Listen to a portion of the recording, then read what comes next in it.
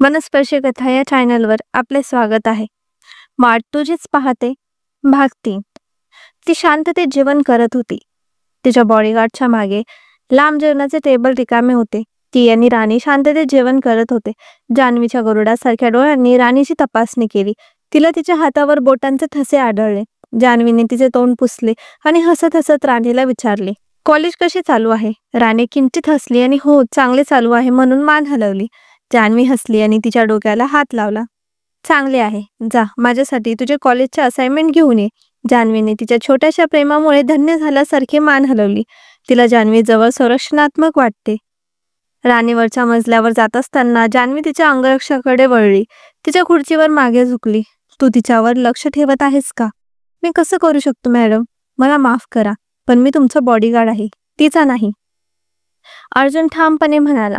जान्हवीने मान हलवत म्हटले, तुला कोणी माहीत आहे का जो तिच्यावर आणि तिच्या सभोवतालच्या परिसरावर लक्ष ठेवू शकेल, ज्याच्यावर मी डोळे बंद करून विश्वास ठेवू शकेन? तिने पाणी पित विचारले. मी माझ्या कंपनीत चौकशी करेन आणि लवकरच तुम्हाला कळवेन मॅडम, तो आज्ञाधारकपणे म्हणाला. तिने मान हलवली आणि खाली येणाऱ्या राणीकडे वळली.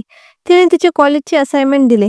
जान्हवीने ती तपासली आणि तिला कोणत्याही सूचना सापडल्या नाहीत. आराम कर राणी, मला काहीतरी काळजी आहे. ठीक आहे, जान्हवी तिच्याकडे हसत म्हणाली. तिने मान हलवली आणि तिच्या खोलीत धावली. तुला आजसाठी डिसमिस केले आहे. तिने अर्जुनला हात हलवला. अर्जुनने मान हलवली आणि त्याच्या खोलीकडे निघाला. ती खोली खाली होती. त्याने त्याचा कोट, बूट आणि चष्मा दुरुस्त केला. त्याने आपले हात पसरले आणि बेडवर झोपला. त्या मऊ बेडवर आनंदाने त्याने डोळे मिटले. काही मिनिटातच तो शांत झोपी गेला. इथे असताना जान्हवीवरच्या मजल्यावर जतीनच्या खोलीत गेली. जतीन त्याच्या मैत्रिणीसोबत व्हिडिओ कॉलवर होता. तो हसत होता आणि बोलत होता. जान्हवीने त्याच्या खोलीच्या दाराचे कडी लावताच तो थरथर कापला आणि भीतीने पांढरा झाला. त्याने त्याचा टॅब बाजूला टाकला आणि झोपल्यासारखं चादरी खाली गेला. जान्हवीने लाईट लावले आणि त्याच्या खोलीचे निरीक्षण केले. त्याच्या खोलीतही गोंधळ उडाला होता, अगदी त्याच्या आयुष्याप्रमाणेच. ती हळूहळू त्याच्या झोपलेल्या आकृतीकडे चालत गेली. तिने चादर धरली आणि तो बाजूला काढला. जतीन, उठ, मला तुझ्याशी काही बोलायचे आहे. तो गाढ झोपे शांत झोपल्यासारखा वागला. ठीक आहे, मी माझ्या उघड्या हातांनी तुझ्या गर्लफ्रेंडला मारेन, ती शांतपणे म्हणाली आणि काही मिनिटातच तो धक्का बसला. जान्हवी, नाही प्लीज, तो असह्य होऊन म्हणाला. तू कोण आहेस? तिने त्याच्या बेडवर बसून विचारले. काय? मी जतीन, तो धिक्काराच्या स्वरात म्हणाला. अगदी बरोबर, जतीन अनुराग देशमुख, माझ्या भावा. मग तू माझ्या जबाबदाऱ्यांकडे का दुर्लक्ष करत आहेस? ती भोळी आणि तरुण आहे. तिला तिचे आयुष्य जगू दे, नाहीतर मी तुझे जीवन आणि मृत्यू अस्वस्थ करेन. ती तिच्या भावाच्या बदल्या चेहऱ्याकडे पाहून शांतपणे थुंकली. पण मी राणीवर प्रेम करत नाही. ती हे लग्न करण्यासाठी खूप लहान आहे, तो असह्यपणे म्हणाला. अरे, तर हेच कारण आहे. काळजी करू नकोस, मी ही समस्या सोडवते, याची काळजी करू नकोस. फक्त माणूस बन, मूर्ख नाही. ती त्याचे केस विंचरत म्हणाली. पण जान्हवी, मला तिचा तिरस्कार आहे. तिच्या बाजूला असण्याचे काही कारण नाही, तो निराशेने म्हणाला. तिने त्याला जोरात मारले. त्याच्या गालावर रक्त वाहू लागले. त्याने त्याचा गाल धरला आणि डोके खाली वाकवले. भाऊ असूनही तू माझे रक्षण करू शकला नाहीस, तर मी पण तुझ्यावर प्रेम करणे थांबवू? ती हळुवारपणे कुजबुजत म्हणाली. तू मला यात जबरदस्ती करू शकत नाहीस. तो रागाने ओरडला. बाबा, आता तुझं आयुष्य नाहीये. तुला प्रत्येक फुकट्या गोष्टीसाठी माझा हात हवा आहे. हे जे मोठे स्वप्न आहे, कसे पूर्ण करशील? जर मी पैसे पुरवणे थांबवू तर? ती त्याच्या गालावर हात ठेवत म्हणाली. अश्रूंनी भरलेल्या डोळ्यांनी त्याने तिच्याकडे पाहिले. या जान्हवीसाठी मला तुझा तिरस्कार आहे. तो शुद्ध रागाने थुंकला. भावना परस्पर असतात, ती हसत म्हणाली. मी तुला तिच्यावर जबरदस्ती करत नाहीये. फक्त तिच्याशी चांगला वाग, माणसासारखा वाग, नाहीतर मी तुला तुझ्या शरीरावर नाही तर तुझ्या आयुष्यावर तेच खुणा देऊ शकते. ती त्याच्याकडे वाईट हसत म्हणाली. त्याच्या कपाळावर हात मारत ती खाली निघाली. ती त्याच्या खोलीमधून बाहेर पडताना तिला घोरण्याचा आवाज आला. तिचे पाय त्याच्या धोरण्याकडे थांबले. ती आवाजाकडे चालत गेली आणि आता त्याच्या खोलीच्या दाराशी उभी होती. दार पूर्णपणे उघडे होते. अर्जुन तोंड उघडे ठेवून शांत झोपला होता. तिने त्याच्या चेहऱ्याकडे पाहिले आणि तिचे लक्ष त्याच्या फोनकडे गेले.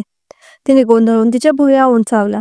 तिने त्याचा फोन हातात घेतला आणि कॉल करणाऱ्याकडे पाहिले. ताई हे नाव दिसत होते. तिने नकार दिल्यावर टॅप केला आणि त्याचा फोन परत ठेवणारच होती, पण तो पुन्हा वाजला. तिने डोळे फिरवले आणि उत्तर देण्यासाठी सरकली. हॅलो, घरी कधी येणार आहे?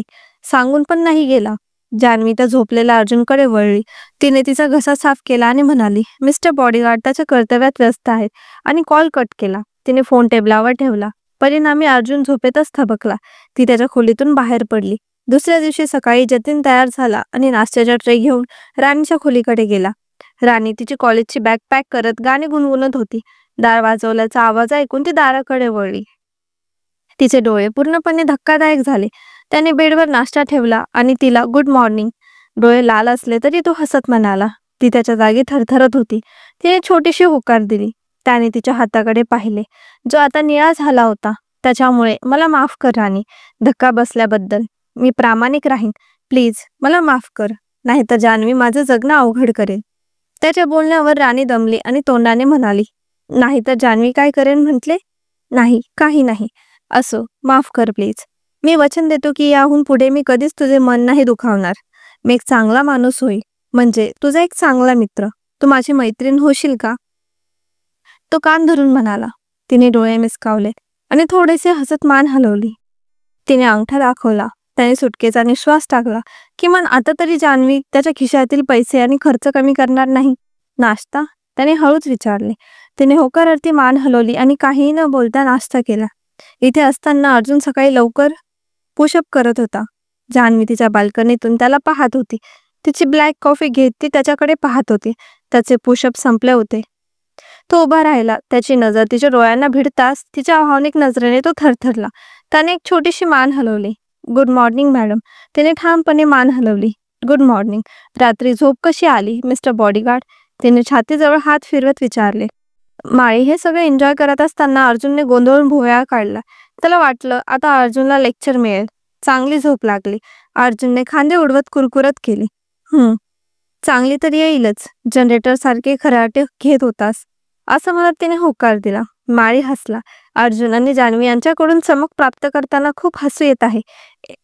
एका जरी फुलाला किडे लागले तर बघा मग. जान्हवीने माळीला इशारा केला. अर्जुन त्याच्याकडे हसला आणि दिवसाची तयारी करायला गेला. माळी आणि पहारेकरी एकमेकांकडे पाहू लागले. नाश्ता झाल्यावर जान्हवी फाईल घेण्यासाठी तिच्या खोलीत परतली. अर्जुनही तिच्या मागे गेला. त्याचा फोन जोरात वाजत होता. तो कॉल डिस्कनेक्ट करण्यासाठी पटकन सरकला. जान्हवी तिच्या डोळ्यांच्या कोपऱ्याने त्याच्याकडे पाहत होती. तिने त्याच्याकडे दुर्लक्ष केले आणि ती त्याच्या गाडीकडे निघाली. अर्जुन हरवल्यासारख्या पिल्लासारखा तिच्या मागे येत होता. ड्रायव्हर थरथर कापत म्हणाला, मॅडम, आज मी तुम्हाला ऑफिसला नाही घेऊन जाऊ. माझ्या पायाची सर्जरी झाली आहे. जान्हवीने त्याच्याकडे पाहिले आणि मान हलवली.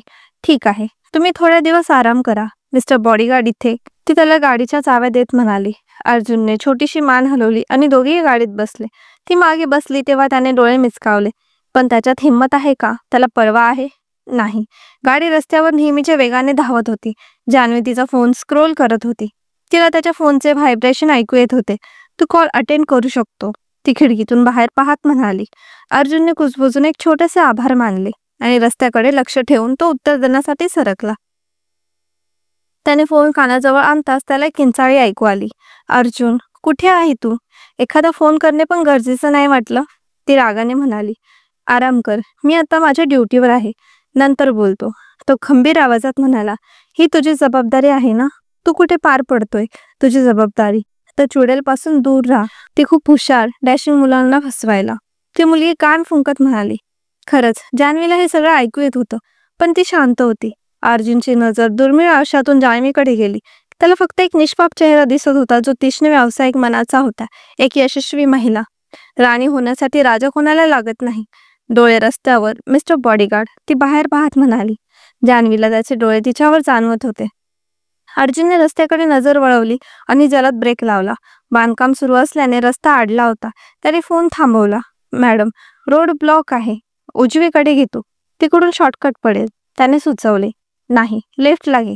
तिने त्याचा विचार नकारत म्हटले. तो सुनसान रस्ता आहे. त्याने पुन्हा म्हणण्याचा प्रयत्न केला. वाघ नाही खाणार आपल्याला, काळजी नको करू. ती तिच्या घड्याळाकडे बघत उसासा टाकत म्हणाली.